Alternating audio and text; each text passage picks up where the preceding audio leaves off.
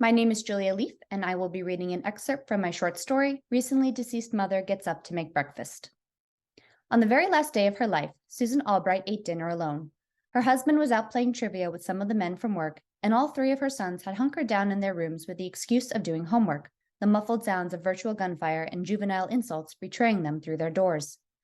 Susan scraped the cold meals into Tupperware containers, where they would sit unwanted in the fridge until mold began to spread over them like ice crystals on a window pane.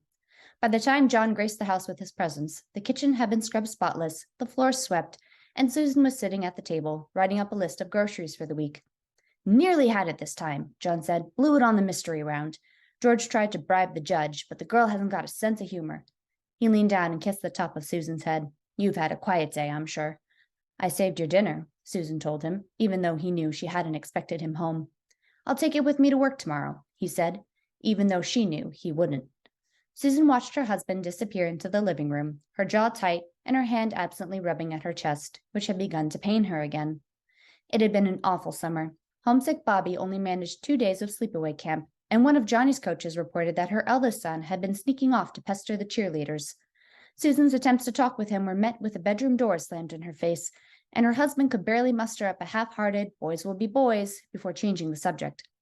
Jack came down with a fever just in time for the 4th of July, forcing Susan to stay home while the others went to the parade in town. Betty had called her afterwards to tell her that she had missed the sight of Michael Blakely dressed as Uncle Sam, tossing candy into the crowd and accidentally pelting a 3-year-old in the face. And just so you know, before his mother starts spreading rumors, Betty had said, that boy's 2 front teeth were missing before the peppermints made contact. Throughout it all, Susan had been unable to shake intermittent spells of nausea, dizziness, and the occasional flare of chest pain that persisted until the start of the school year. On that final day, Susan went to bed with an undiagnosed and untreated ruptured coronary artery that had become clogged over the course of the summer. As she drifted off, her heart struggled to pump enough blood and oxygen to keep her breathing. Finally, at precisely 2:07 a.m., her heart sent out one last feeble rush of blood through her arteries and promptly ceased production altogether. Fast asleep, Susan never even knew she was having a heart attack, and at 2:18 a.m. she died without the slightest bit of fuss, determined not to make a scene even at the very end. John, with his keen powers of observation that guided him through all his successes in life, awoke to the jarring beeps of his alarm clock and went about his morning routine without once realizing he had just become a widower.